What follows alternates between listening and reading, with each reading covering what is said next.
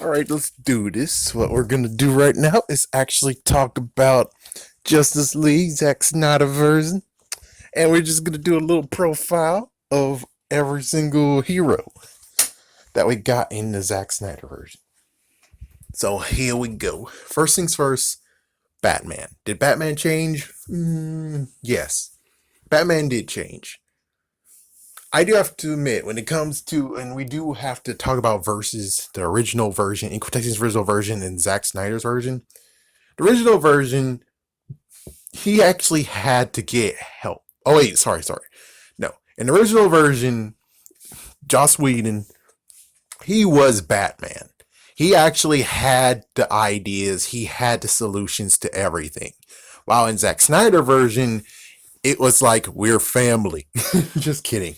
It was more like the fact of where he actually had to come up with a plan, and they came up with a plan together. It was basically the whole thing of where we have to do it together instead of I have a plan, let's initiate it.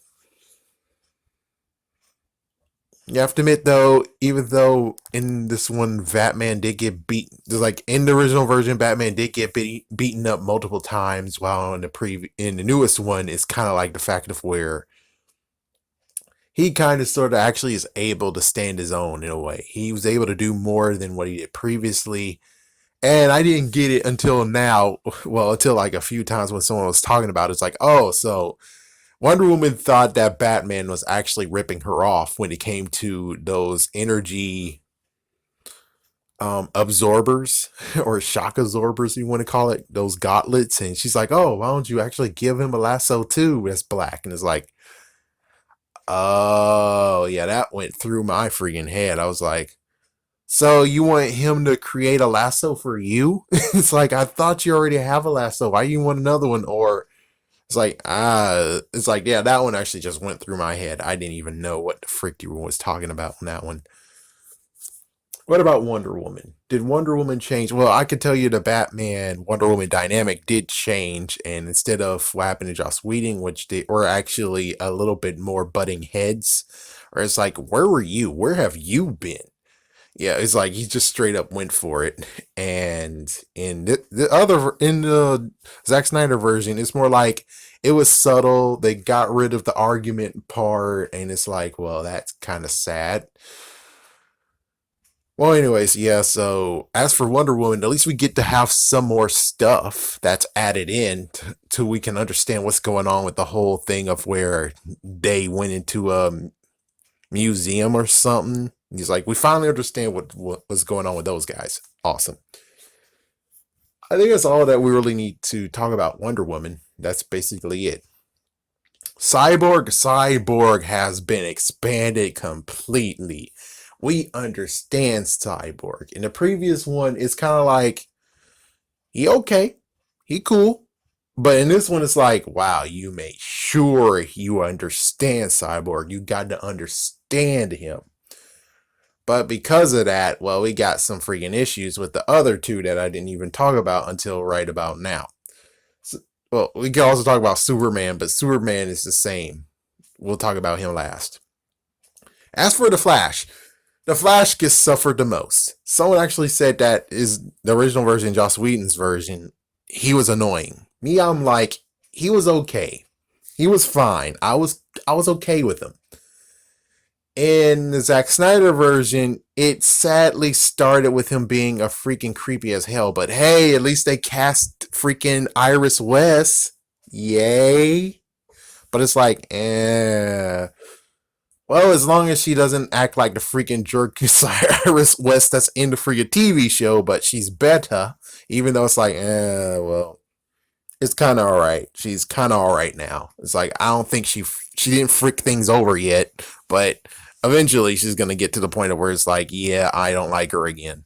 So hopefully in this case, she's gonna be just a cutie. If she's fine and she doesn't piss me off, we good. But I don't know. I sadly don't know. As for everything else, technically Flash is the same. I have to watch the original version to actually know how they actually introduced the Flash, which I'm pretty sure what happened was They just introduced him going to his dad, and we got more stuff with his dad and stuff. That's cool, but I would just have to say going job to job and stuff, and that weird crap of where it's like, just save the damn girl. Jeez, you don't have to touch her face and crap. And some people actually say that he actually groped her. I'm like, no, he only just touched her face. That's all. He just touched her face. And then for some dumbass reason, he stopped being Speedy just for her to see him. And it's like, oh, so she now knows you're the Flash. Congratulations, you idiot. And then the freaking shopkeep or whatever, dog walker, whatever, or dog nursery. I don't freaking know. She might be a little bit, yeah, that's weird. What the frig? You were right there, and then you're over there, and now there's a freaking broken window I have to deal with, and there's some wrecked up shoes. What happened to the freaking damn shoes of yours? It's like all of that is like, yeah, I just, shoot, no, that didn't work out well. Another person that actually suffered was Aquaman, which in the Aquaman standalone movie, it now butts heads with that one because that one was trying to actually make him a little bit more likable. While in this one, it's like, yeah, Josh Wheaton's version, the original version, well, in quotations, original version. Aquaman seemed like a party dude. Man, he's awesome. He's freaking damn crazy. He's a crazy man. And it's like, that's freaking awesome. It's like, yes, we do get to have the thing of where he's a badass and he saved people and stuff like that. Yeah, but he's a little bit colder in this. And it's like, how exactly do you want me to believe that this guy is the same one from the freaking damn Aquaman movie? What the fuck is wrong with your sorry ass? It's like, yes, I know maybe at the very end we could actually get to the point of where, in quotations, he opens up and stuff. I don't freaking know. It's hard to figure that out unless I watch the end of it and then watch Aquaman and be like, it could work. It could work, but he does suffer. And not to mention, he threw a freaking bottle down to the ground. He's like, damn. It's like, I heard, litter bug, he's a litter bug. It's like, yeah, well, he's not I mean, yes, in a very beginning, yes, he was a little bit cold, but we slowly get to actually enjoy him, especially just a part of where it's like he enjoys a freaking battle, he enjoys a fight, he's going for it. In this one, it's more like, well, we kind of got it, but it was lessened. It just got lessened. I guess technically, even when it comes to Lasso of Truth, that moment that got scrapped from, because it wasn't existent, but anyways, it's like, yeah, that kind of sort of helped to loosen you up a little bit about him. It kind of does help just a little bit. As for Superman, what's to be said? I think Superman is just basically the same exact way. Yeah, there's really nothing different besides the whole thing of where it's building up now, where it's like Superman's gonna come evil because of the freaking mother box actually was used to revive him. Ah. And it turns out they're most likely trying to do injustice, where apparently Joker actually is gonna kill Lois, son of a bitch, and Batman could have saved her, but apparently he didn't. Damn.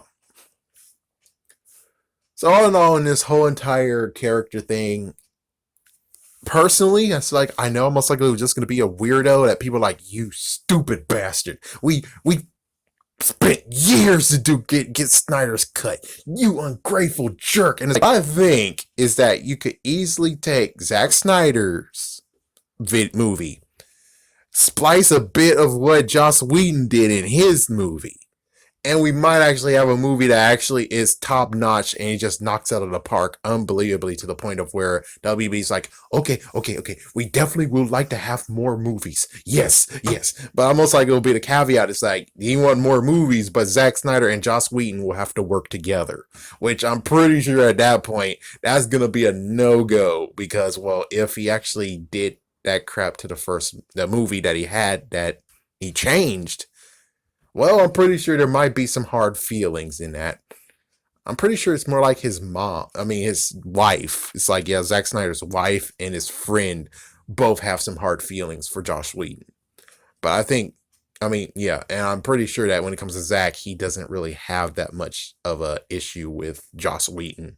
So if they both actually work together and he could actually balance it to just where he does the little bit of the comedy stuff and Zack can still do his usual, then it could balance out. It's kind of like what happened with the original Avengers, which, yes, but look at the very end, the ends credits.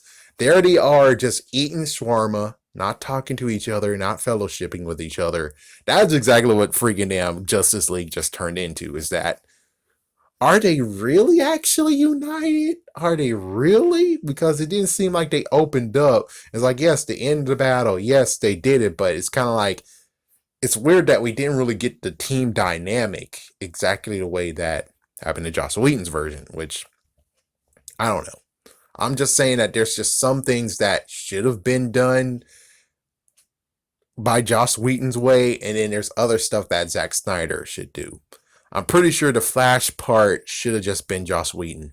Because look what the fuck you did. You made him a creepy bastard. That's messed up. That's messed up. Hold it, son. Wouldn't you rather have an exciting action figure? Ah, but only Batman fits in my Batmobile. Hurrah!